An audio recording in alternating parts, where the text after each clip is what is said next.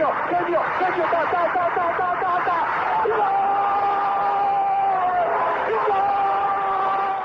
Bergkamp neemt de bal aan. Dennis Bergkamp.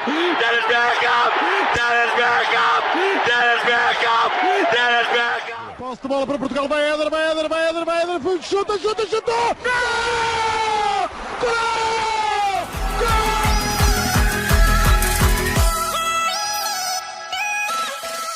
Olá pessoal, bem-vindos a Bola ao Meio, podcast que aborda os temas do momento, sem fintas, mas com muitos golos.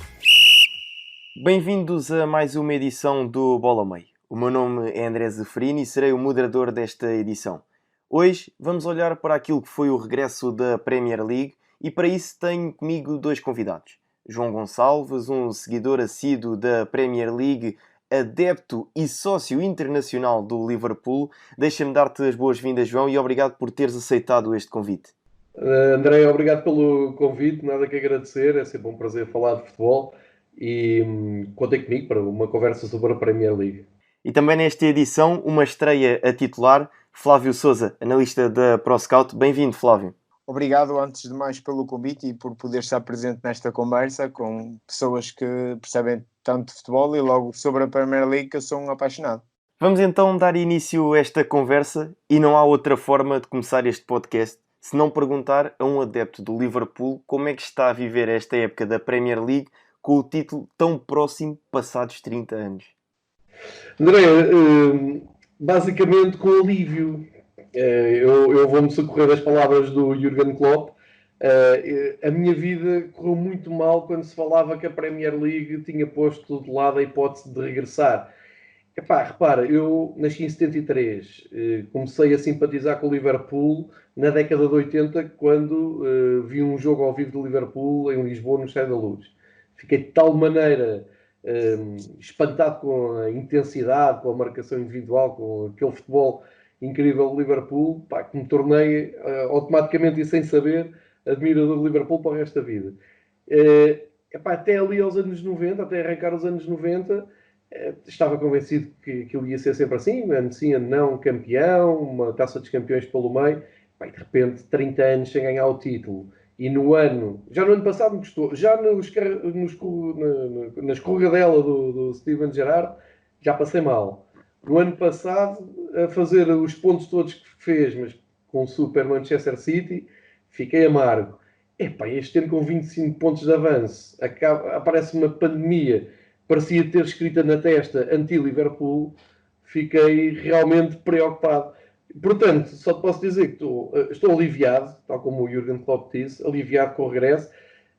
Até estava com muita expectativa, logo com um grande derby. O derby que no ano passado tirou o título ao Liverpool praticamente, o 0-0 do ano passado do Everton-Liverpool é que acaba por comprometer as esperanças do Liverpool no título. E agora, vista a jornada toda, de uma maneira global, sinto-me um bocado defraudado, porque a expectativa era grande, mas há várias explicações para isso, já podemos falar sobre isso e sobre a jornada. Há pouco falava com o Flávio, ele já tinha indicado algumas, mas a nível do Liverpool, sempre uma confiança enorme. E depois era importante também o Liverpool voltar a mostrar alguma, como é que eu ia dizer, superação perante aquela eliminação com o Atlético de Madrid, que eu acho que foi dramática, apesar de o Liverpool ser o campeão em título. E se perguntares a qualquer adepto do Liverpool se prefere ganhar o campeonato ou mais uma taça dos campeões, eles matam-te porque nem percebem a pergunta, porque eles querem rapidamente ganhar um campeonato. E, portanto, aliviado, animado com o regresso, mas achei, já para adiantar aqui serviço, achei a jornada de uma intensidade muitos furos abaixo do que seria aceitável, não expectável, mas enfim, tratando-se de campeonato inglês, tivemos aqui algumas coisas boas, mas de uma forma geral foi fraco. Eu, antes de questionar, obviamente, sobre aquilo que foi o jogo em si, vou começar com uma brincadeira, e porque tu também a partilhaste na tua conta de Twitter, o Mané estava realmente com pressa para ir atrás do título. Esse momento é maravilhoso, Eu estava bem em direto. E quando ouvi o apito, ouves sonoramente na transmissão, eu ia tirar os olhos do ecrã. fazer qualquer coisa, né? Olhar para o telemóvel, qualquer coisa. E vejo um ponto de fuga. Qualquer coisa estava mal ali no ecrã. Trata-se de Mané a fazer os 100 metros. Todos se olharam. Sadio Mané é uma figura do futebol mundial, adorável, ainda por cima é boa pessoa, é um jogador preocupadíssimo com questões sociais, é o típico jogador que diz que não precisa de comprar não sei quantos Ferraris porque para ele um carro tem que ter 4 rodas e não é preciso gastar uma fortuna e prefere ajudar as pessoas. Mas este momento mostra o que é o Mané. Ele vive noutro mundo, quer dizer, é o minuto de silêncio, vamos ajoelhar. Ele fez os 100 metros. Acho que foi uma maneira até simbólica do regresso ao campeonato. Eles estão completamente sincronizados uns dos outros e o Mané mostrou isso. Mas é um grande momento, eu diria, deste regresso do futebol. Essa analogia bastante interessante. Mas agora vamos em relação ao jogo. Minamino titular, Salah não joga, Richarlison também aqui em grande plano. O que é que achaste desta amostra neste derby entre Everton e Liverpool? Olha, eu não percebi porque é que o Salah não jogou. Até fui procurar ali nos fóruns do Liverpool. Ok, eu acho que ele não estava nas melhores condições, mas acho estranho. O Salah estava a fazer o aquecimento. Nós pudemos ver isto porque a Sport TV começou a transmitir o pré-jogo, aquela meia hora mesmo de aquecimento. E o Salah parecia-me que estava bem. Depois vi a equipa, vi que ele não ia a jogo. Ou seja, o que tu tens aqui de diferente na maneira como o Jürgen Klopp monta a equipa, tens ali um fator de surpresa que é o Minamino a jogar de esquerda na direita. Tens o Roberto Firmino como referência, sai do Mané solto na esquerda. Tens o Keita, que também é um jogador que ainda anda à procura do seu espaço dentro da equipa, embora seja muito voluntarioso e traz muita força à equipa. Mas, enfim, com o Anderson, o Fabinho e o Keita, tu tens ali um meio campo muito parecido. Não tens um jogador muito criativo naquele meio. E depois cá atrás, James Milner na defesa esquerda é sempre de desconfiar, não é? Muito voluntarioso, é um jogador que eu adoro. Eu se tivesse que ir para uma guerra, escolhia o James Milner e escolhia o Anderson para ir comigo, porque sei que eles iam dar tudo. E cá atrás, tudo estava bem com o Van Dijk e o Matip, até o Matip se lesionar. Assim que o Lovren entrou, o Everton criou perigo. Não sei se perceberam essa conjugação de fatores. Sai Matip, entra Lovren, perigo do Everton. É uma coisa constante no Liverpool. E o Alexander-Arnold, que é um dos melhores jogadores que o Liverpool lá tem, um miúdo que ainda por cima jogou com as chuteiras pretas, a dizer Black Lives Matter, é um grande... eu diria que é a grande revelação do Liverpool dos últimos anos. Ora, mas olhando para esta maneira, se me perguntares o que é que surpreende aqui? Basicamente nada, porque era isto que esperava, tirando a ausência do Salah, que nem foi a jogo, não é? nem chegou a entrar. Deu-me ideia que o Liverpool chegou ali aos 60 minutos de jogo, viu que não tirava nada do jogo porque não ia acontecer nada. O Alisson esteve a ver, como nós, o jogo a maior parte do tempo e depois quando foi chamado fez a diferença, porque realmente é um guarda-redes superior. E olhando para o outro lado do Everton, o Ancelotti também não é propriamente um treinador de grandes inovações, também não estava à espera assim, de uma revolução na equipa. Tem ali coisas muito, muito positivas. Eu não acho que o Marco Silva tenha sido assim, um treinador tão mau como os adeptos do Everton dizem. Eles não gostam do Marco Silva. Eu acho que não é verdade, porque se não fosse o Marco Silva, eles não tinham lá o Richarlison, por exemplo, que é um belíssimo jogador. E o Ancelotti monta a equipa numa espécie de 4-4-2, onde tens o Calvert-Lewin e o Richarlison mais à frente. Tens o Gordon, que é um excelente jogador, um miúdo, que eu gosto muito. O nosso André Gomes, que voltou e esteve bem, equilibrou ali bem com o Tom Davies no meio. Tens o Ayobi, que eu acho que é ainda está para provar que é aquilo tudo, ali de esquerda na direita. E depois tem um quarteto muito aceitável de defensivo. Por exemplo, eu olho para o Holgate e trocava pelo Lovren, fácil, se fosse possível. E tens o Pickford, que é o guarda-redes da seleção inglesa, queres, quer não, tem qualidade. Isto tudo para dizer, as equipas encaixam-se. O Everton dá muito mais posse de bola ao Liverpool, o que é perfeitamente normal. E o Everton, quando cheirou que era possível e que o Liverpool não estava a pôr aquele pé no acelerador, como é costume, como a equipa do Klopp faz, naquela intensidade alta, aquele ritmo massacrante, tentaram ganhar o jogo. Eu não sei se até não mereciam ter ganho naquele lance em que o Alisson nega o gol e depois o Van Dijk atira para canto. Enfim, eu diria que foi um jogo previsível. O resultado final acaba por espelhar a falta de interesse que o Liverpool teve a determinada altura e a falta de engenho que o Everton tem, porque tem boas unidades, conseguem construir, mas contra o Liverpool estás a jogar sempre desconfiado e a tua prioridade é a organização defensiva e acho que estiveram bem. Se me perguntaste se adorei o jogo, não, deu para matar saudades, mas ali aos 50, 60 minutos comecei-me a irritar um bocado porque vi que não íamos passar daquilo e não estava preparado mentalmente para ver logo em Inglaterra as equipas a gerirem, calculistas, mas acho que vamos ter mais disto durante uns jogos. Não quer dizer que não cheguemos àquele patamar mais acelerado, mas ainda vai demorar. E o Guardiola disse algo muito interessante, é que achava que houve muito pouco tempo de preparação e que isto era um regresso que já devia ter acontecido há mais tempo, com as equipas a prepararem-se há mais tempo. Acho que agora se está a concretizar. Não quero ser muito pessimista para quem nos estiver a ouvir, continuem a ver a Premier League, mas foi um pouco de desilusão, embora o Guardiola tenha avisado com o tempo. Flávio, e no outro grande jogo da jornada, o Tottenham de José Mourinho recebe o Manchester United de Bruno Fernandes. O que achaste aqui da performance de ambas as equipas? Porque também havia essa incógnita, como é que o Tottenham de Mourinho se iria aqui apresentar, e nós falámos disso a semana passada. Antes de mais, eu queria pegar aqui um bocadinho no que o João falou. Eu, ao contrário dele, eu acho que eu já estava a prever um bocadinho esta quebra.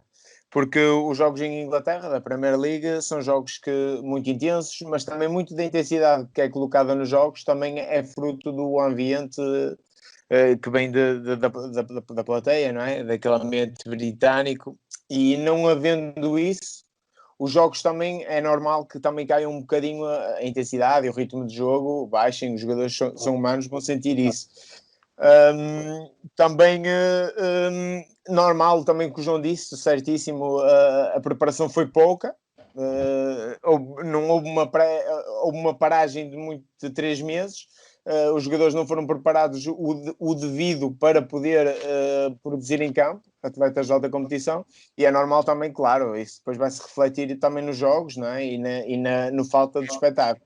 E digo mais, até acho que ver uma Premier League sem adeptos é desolador, aquilo é muito mau. Agora, em relação ao jogo que me falaste... É um fator determinante, não é, Flávio? Se calhar é um fator determinante para as equipas não darem aquele bocadinho mais que costumam dar. Sim, sem dúvida. Em Inglaterra, eu tenho a certeza que aquele bocadinho mais que os jogadores dão em campo vem muito do que assistimos nas bancadas. E do apoio fanático dos ingleses, isso sem ponta de dúvidas. Em relação ao jogo, Tottenham United era um jogo que era muito importante para as duas equipas, estavam as duas na luta pela Europa, não é? O que é que eu vi? Vi um United mais do mesmo um bocado que temos vindo a ver com o Solskjaer. Não é uma equipa que eu acho que até jogue mal, não é uma equipa que... O problema em Inglaterra é que há muitas equipas fortes e o Tottenham também é uma delas. Mas gosto especialmente no meio campo do United de ver aquele miúdo o trinco, o Tomany. Acho que é um bom jogador também, novo ainda, e gosto também de ver o Bruno Fernandes a combinar com o Fred, dá mais criatividade àquele meio campo do United, que era algo que com o Mourinho não existia tanto, era um meio campo mais musculado e ali dá alguma criatividade. Quanto ao Tottenham, houve aquele problema que se passou com o Dele Alli, e isso o Mourinho tentou comatar com a presença da criatividade do Lamela, ali a 10. Não acho que este Tottenham me convença muito, sinceramente. Não me parece que vai dar... sinceramente, em termos de Europa, vai estar ali numa luta acesa com o United. E também com o Wolverhampton jogo, mas gostei muito do novo reforço, o Bergwijn, faz um golo muito bom, com um grande sentido de oportunidade. Sim, era mesmo por aí que eu ia pegar, porque realmente o Bergwijn esteve em destaque e as cavalgadas que ele dava por aquele corredor direito e o próprio golo, que é um grande golo, foi sem dúvida aqui o destaque deste jogo. E também se calhar a presença agora da recuperação do Kane, que era a lesão, afetou muito a equipa, e também a presença do Son. Esses dois são fulcrais na dinâmica do Tottenham. Isso não é como... São jogadores de classe mundial. Eu posso fazer uma pergunta sobre o Manchester. Vocês acham que o Solskjaer é o homem certo, no lugar certo, ou o Manchester já arranjava um treinador que não fosse só uma figura simpática do clube? Eu tenho muita dificuldade em criticar ou arranjar críticas ao Solskjaer, porque é um figurão, não é? Mas dá-me ideia que eles estão ali presos ao legado do Solskjaer e não estão a dar um passo. Eles tiveram o Mourinho para o bem e para o mal, tinha as suas ideias e ganharam uma Liga Europa e subiram bastante na classificação. E agora parece-me. Eu estava a ouvir o Flávio e concordo em absoluto com ele. Realmente há ali umas coisas interessantes, mas eu acho que falta uma ideia clara do que é que podes fazer com este Manchester. O que é que vocês gostavam de ver à frente do Manchester, sendo que eu vou aqui lançar o nome do Pochettino, que se calhar poderia ser um nome interessante. Qual é a vossa opinião sobre isto? Não querendo de todo tirar aqui o lugar ao André, mas é que tenho mesmo curiosidade. Força, Flávio. Eu acho que o Pochettino é o treinador que havendo aqui uma saída, vai entrar em qualquer clube de topo europeu, não é? E o United é um desses. O United está nesse lote. Mas acho que em relação ao Solskjaer, como falaste, concordo também um bocadinho com o que tu dizes e percebo, mas também acho que é um trabalho ingrato para ele. É muito, porque não é um United como era o do Ferguson, não é? E além disso, é um United inserido com tubarões, em que temos um Tottenham, temos um City, temos um Liverpool, tudo topo dos topos, e é muito ingrato para ele. Eu acho que o reconhecimento que devemos fazer, sobretudo ao Solskjaer, é falar que ele aposta em jovens como o Daniel James, aposta neste McTominay, teve a coragem também até do Pogba controlar um bocadinho o Pogba, porque o Pogba é sempre um feitio complicado de gerir. Apareceu até em bom nível na parte final do jogo. Sim, consegue também ter aqui rendimento do Rashford, que também era um jogador que consegue ter esse rendimento. O Martial, ele consegue também ter rendimento do Martial quando o Mourinho, nem o próprio Mourinho estava a conseguir ter esse rendimento, e ainda para mais colocando numa posição de avançado, que não era bem a posição dele adapta, e ele até tem rendimento ali naquele lugar. Depois podemos questionar também, por exemplo, os 87 milhões dados pelo Maguire, mas não é? Que é claramente excessivo. É claramente não vai voltar a acontecer, acho eu. Não. Mas eu acho que não se pode pedir muito mais ao Solskjaer, sinceramente, eu acho que não. Mas percebo a tua ideia de podia jogar melhor futebol, podia ter uma ideia mais clara. Sim. Agora também não sei até que ponto a entrada de Bruno Fernandes é muito importante, e também o Solskjaer deve ter tido o dedo para trazer o Bruno Fernandes para aquele meio campo. Mas também não sei até que ponto esta equipa poderá crescer, mas também terá que ser dado o tempo a ele. Se não for dado um tempo para ele poder deixar esta equipa crescer, que é uma equipa até relativamente nova, também não sei, mas também não sei se deixarmos crescer, se deixarmos dar esse tempo, não sei se ele também vai ter resultados, sinceramente. Sim, falaste aí de um ponto que me parece importante e eu tinha aqui como questão para te fazer, que era esta parceria que apareceu alguns no jogo entre Bruno Fernandes e Pogba. Inclusive com o Bruno no final do jogo a dizer que nos treinos se identifica também com o Pogba na forma de jogar e consegue jogar muito bem com ele. O Pogba não conseguiu ser aquilo que se esperava dele no Manchester United, nem de perto nem de longe. Um pouco, acredito eu, pela pressão de ser a estrela da companhia. Agora que tem um Bruno Fernandes que segura esse mediatismo todo e que dá a cara sem problemas, vês aqui a possibilidade de termos uma nova vida para o Pogba? Eu julgo que não. Eu julgo que o Pogba, a cabeça do Pogba já não vai ser no United. Acho que o Pogba pensa claramente, talvez no Real Madrid, e dar o salto para outro. Ele tem um ego demasiado alto. E acho que ele já sonha mais do que o próprio United, e é isso que está a afetar ele não ser titularíssimo no United. Se nós olhamos para o meio campo do United, eu gosto muito do Fred, e acho que junto com o Bruno Fernandes, dá muita criatividade àquele meio campo. Mas acho que o Pogba, em condições normais, a jogar é superior ao Fred, e acho que isso nem pode ser colocado em causa, não é? Acho que o problema do Pogba vai muito mais do que futebol e do que taticamente, e acho que é mais gestão de balneário. Vamos então avançar e o próximo jogo que vou trazer aqui à baila foi na quarta-feira no regresso da Premier League entre Manchester City e Arsenal, com os Citizens a cilindrarem o Arsenal de Arteta. Havia essa tal curiosidade, e que nós já falávamos aqui em off e falámos também na semana passada, que era para perceber como é que o Arsenal de Arteta se iria exibir. A verdade é que, João, o resultado acabou por ser desastroso para a equipa do Arsenal.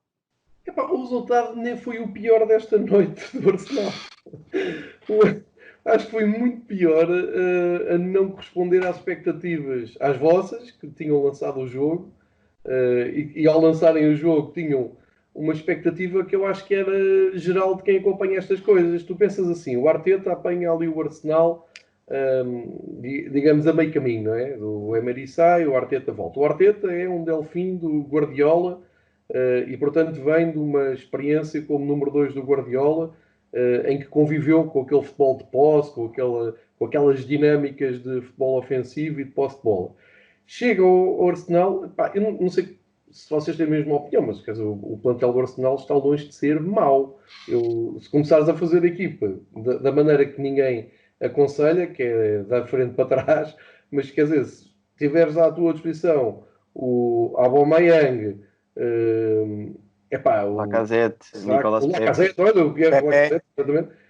Quer dizer, começas logo bem, não é? Se tiveres que montar um ataque logo por aí. Ou seja, o que eu quero dizer aqui de uma forma objetiva é o plantel não era mau, é um plantel interessante, é um plantel talvez desequilibrado, mas com individualidades suficientes para o equilibrar. E o Arteta tem ali uma aura de... Eu odeio fazer isto, dizer que é o novo Guardiola, acho que isso não existe, mas pelo menos seguir aquela ideia, depois com o cunho pessoal dele, não é? Com as ideias dele. Eu achava a escolha perfeita, no clube perfeito, porque o Arsenal é uma espécie de, de mundo mágico da Premier League em que nunca ninguém percebe bem o que é que se passa naquela casa, porque todos os anos partem como candidatos e aquilo ao fim de 10 jornadas já está a casa a arder, porque ninguém se entende. E o Arteta, tendo esta paragem, não é, forçada, infelizmente, mas a partir do momento em que percebes que vais voltar, o que é que tu pensas? O Arteta está a trabalhar uma ideia, um plano de jogo, está a trabalhar as tais individualidades para tornar aquilo um coletivo atraente e com um futebol que faça sentido.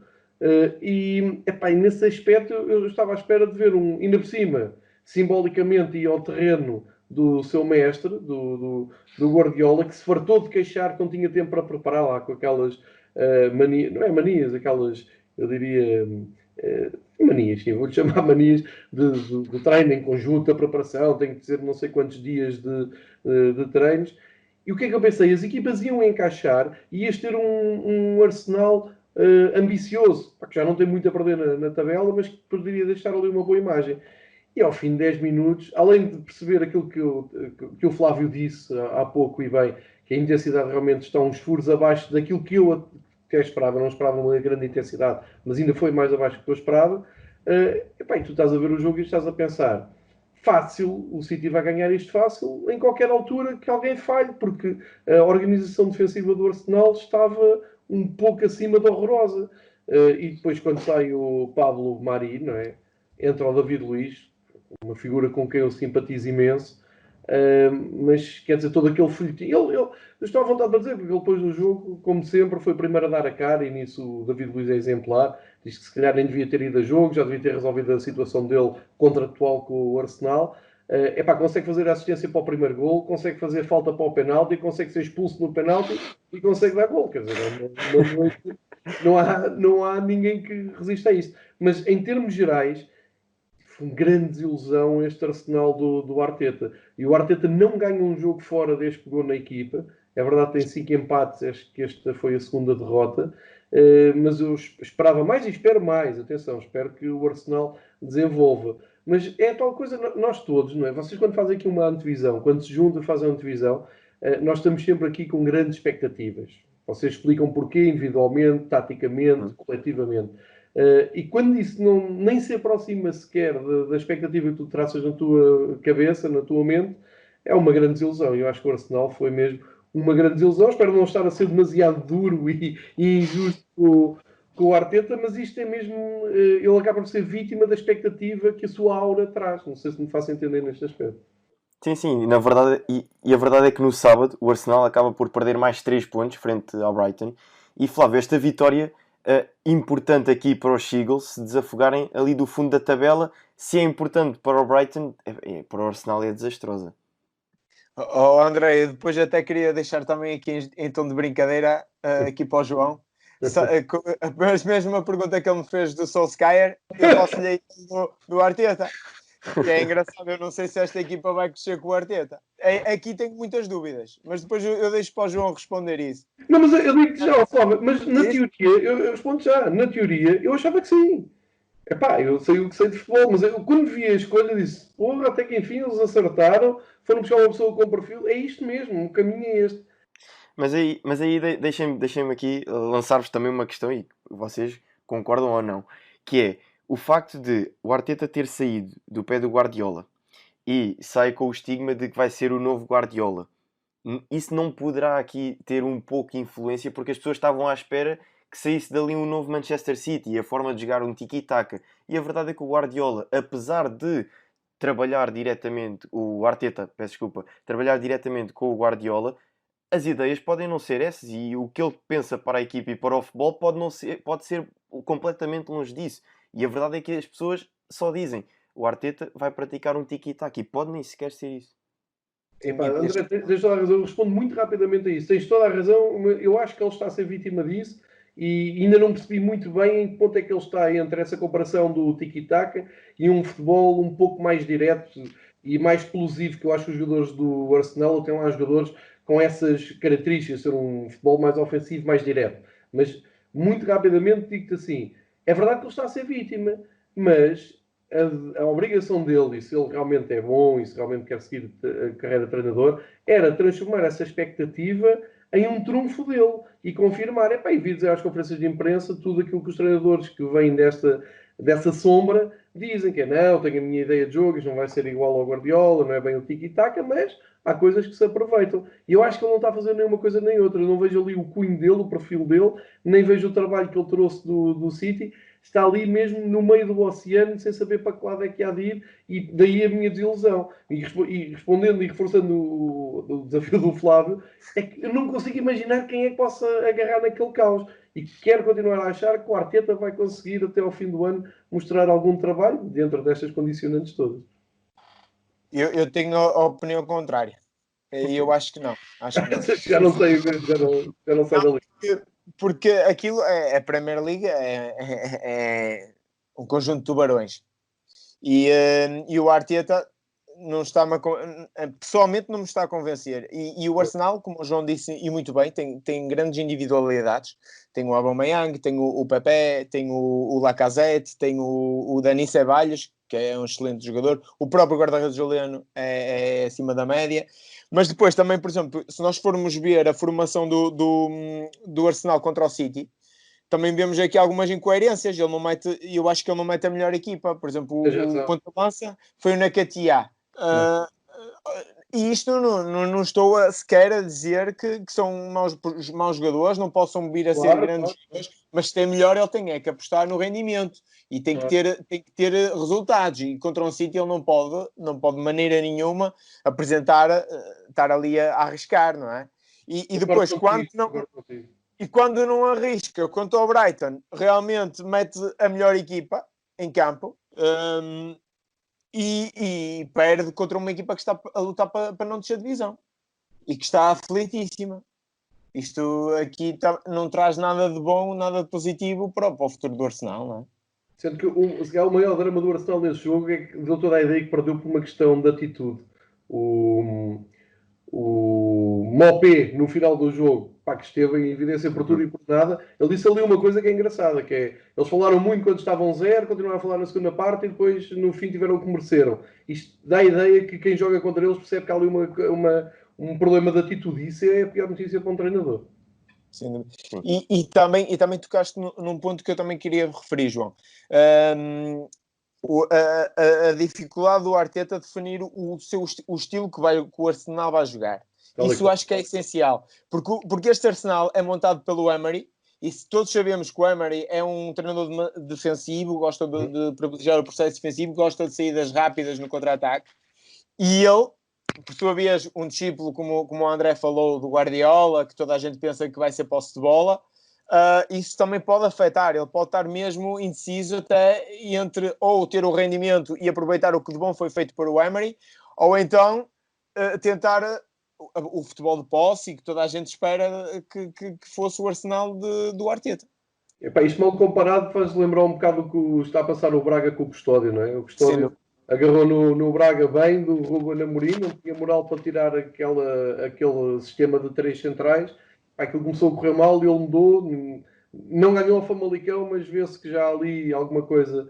Neste aspecto é mesmo o que o Flávio diz. Epá, quanto mais depressa o treinador impor as suas ideias, em vez de estar à procura... Quer dizer, há algumas... Há exceções, não é? Imagina que o Klopp hoje saía do Liverpool com uma questão qualquer. Quem fosse agarrar no Liverpool não ia fazer tudo de novo, não ia pôr ali logo uma filosofia nova. Mas o caso destas equipas, e desculpem a comparação, é capaz de ser absurda com o Sporting Braga, mas nestes casos, tu tens um trabalho bem feito, ou tinhas um trabalho, positivo, mas tu vais para lá e queres fazer um longo reinado, a primeira coisa que tu tens de fazer é um tratamento de choque. Quer dizer, comigo vai ser assim, assim, assado, mesmo para ele perceber quem é que está com ele e quem é que não está, e depois ter um critério melhor no mercado. Esta é a minha opinião. E a própria direção tem que dar tempo a que ele tenha o seu modelo de jogo e que esse seu modelo seja trabalhado. Outro dos destaques desta jornada de arranque, de retorno, aliás, da Premier League, foi o Wolverhampton, e teve assinatura portuguesa. É que o Wolverhampton de Nuno Espírito Santo foi ao London Stadium vencer o West Ham por 2-0 com um gol de bandeira de Pedro Neto, não é, Flávio? Sim, o Pedro Neto tem evoluído muito com o Nuno Espírito Santo.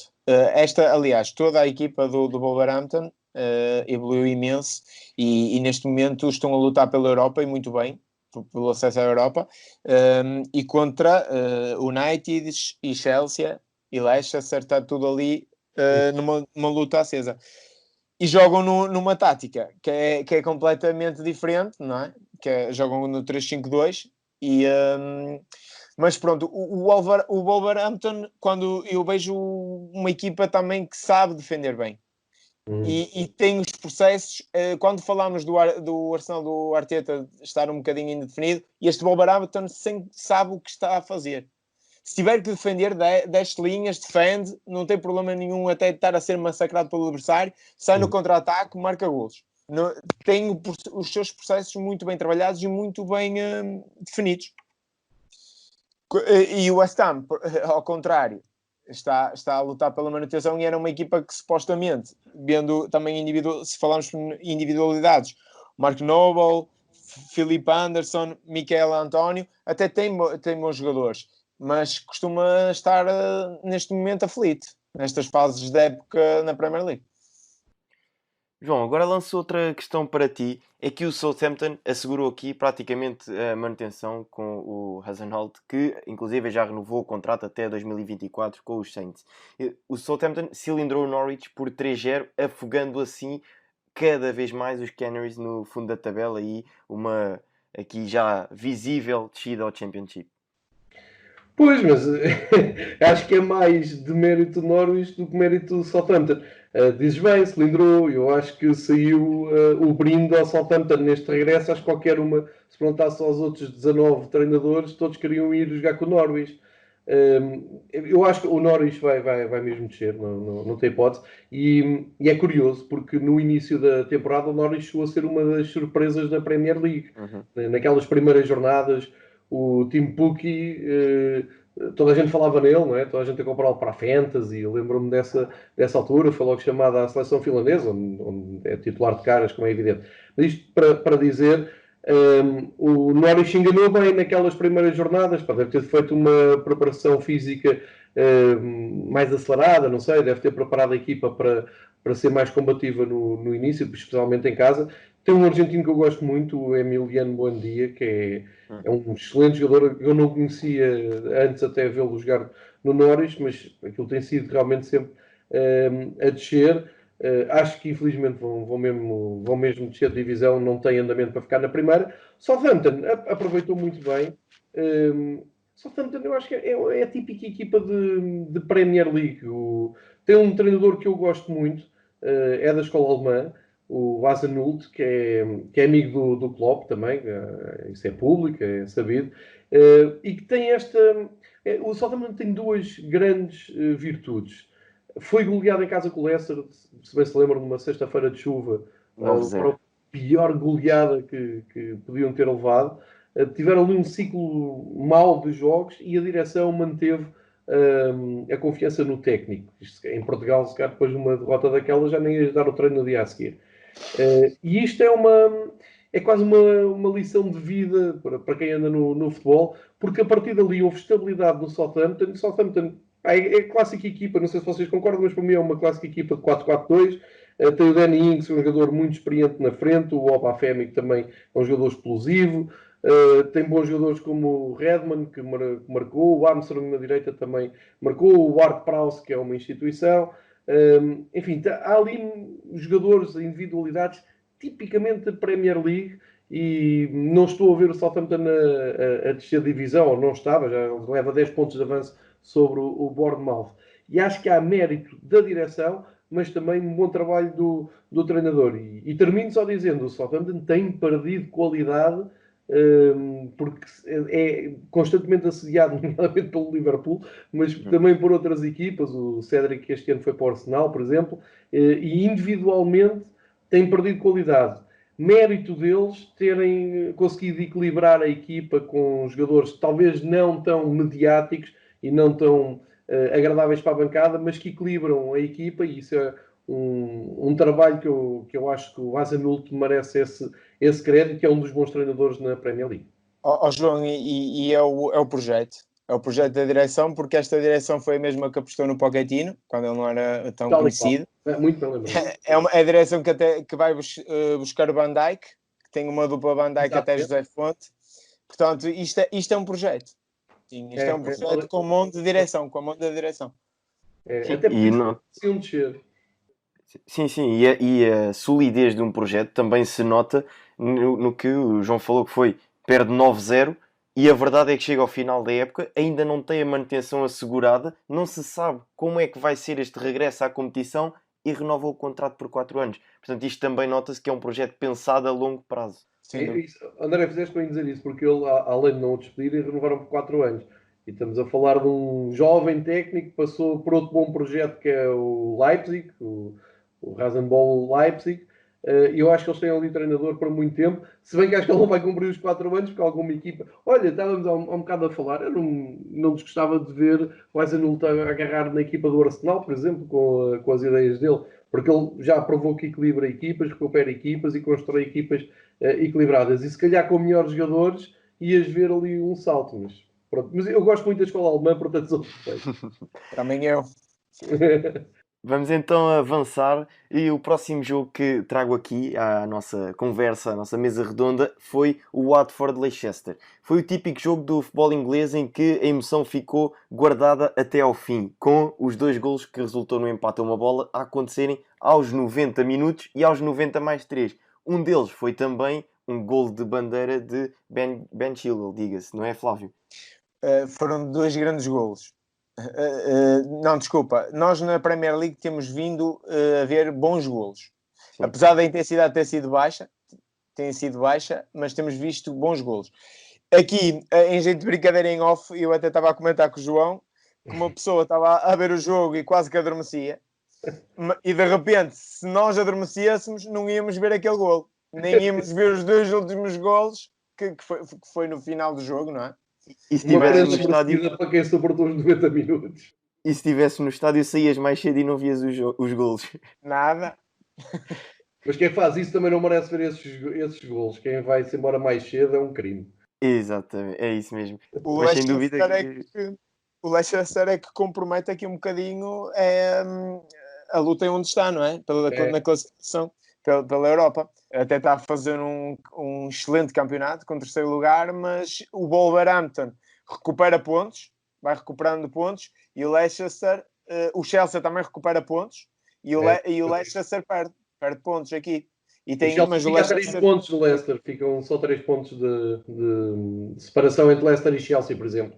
Isto vai ser aqui uma luta engraçada, porque eu até não sei até que ponto não vai acontecer ao Leicester do treinador que lá está, o Brendan Rodgers, se não vai acontecer o mesmo que aconteceu no Liverpool, mas ao contrário, aqui na Europa e no Liverpool do Brendan Rodgers era pela luta pelo título, que nos instantes finais, nos últimos jogos do campeonato, perde a luta pelo título, e aqui não sei se com o Leicester, e ele também não vai aqui perder o andamento da carruagem pela Europa. E aí a má notícia para os adeptos do Leicester é que a seguir não veio o Klopp de certeza. Pois não.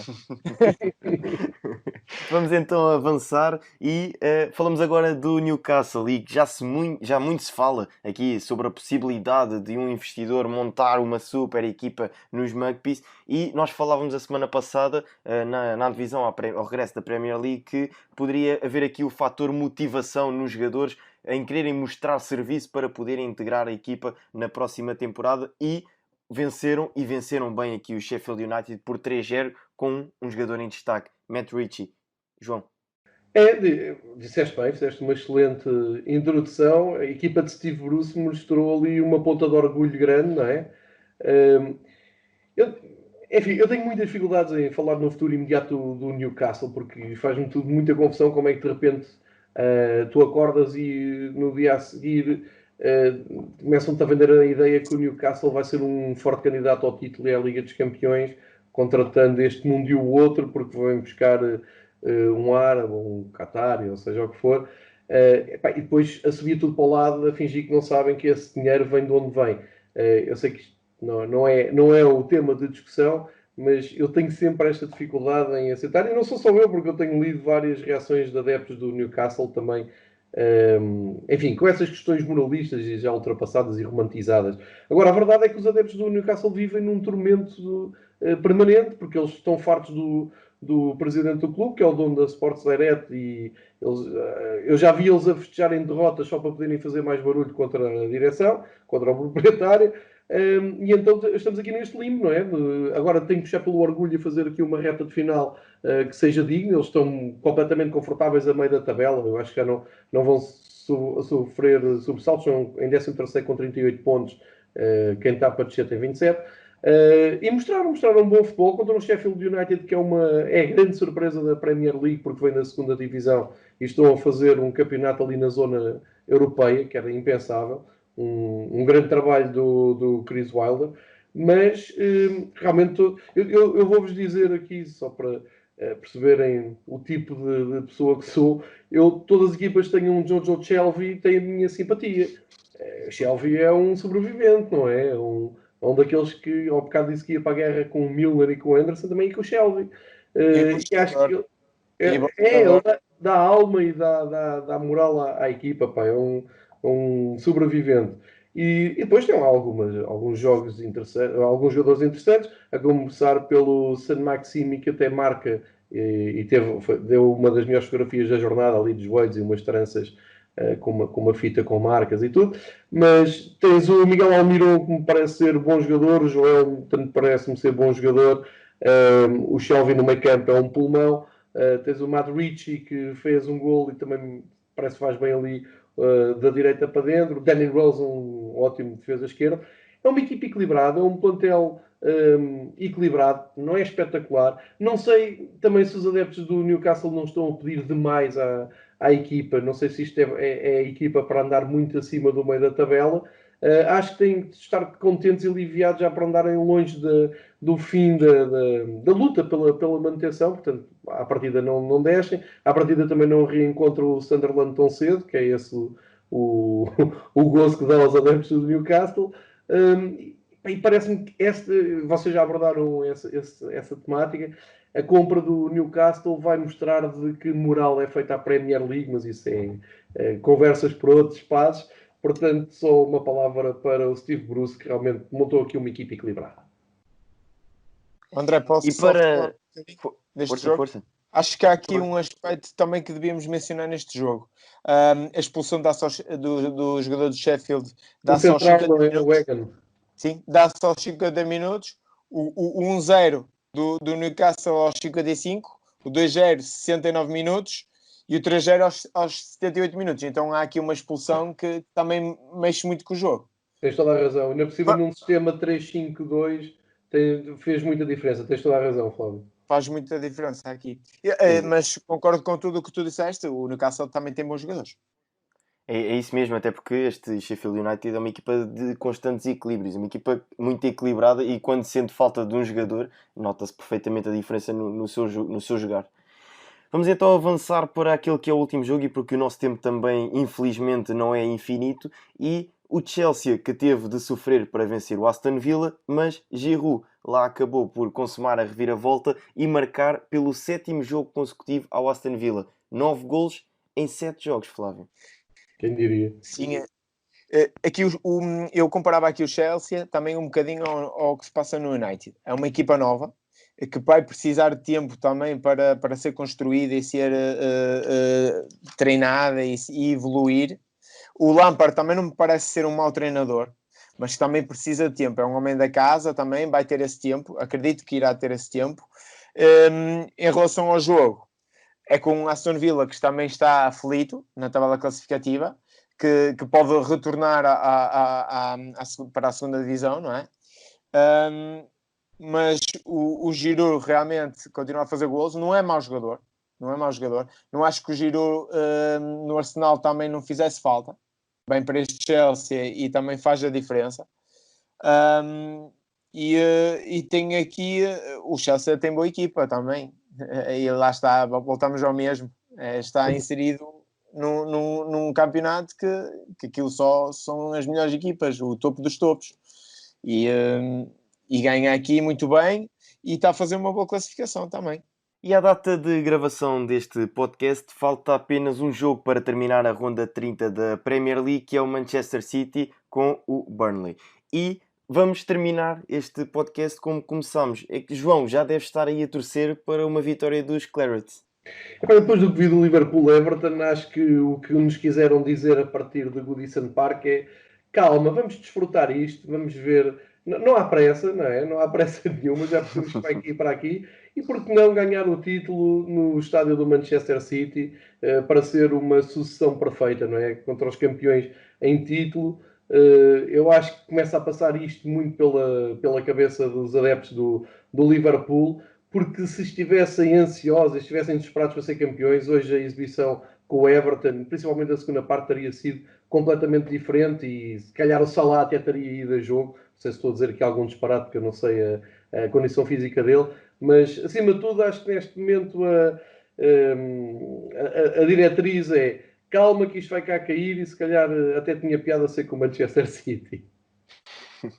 E acho que até o próprio City está mais preocupado até com a Champions neste momento. Exatamente. O campeonato para ele já está definido. Vai ser o Liverpool, vai ser campeão, e com todo o mérito. E o City vai tentar investir tudo na Champions.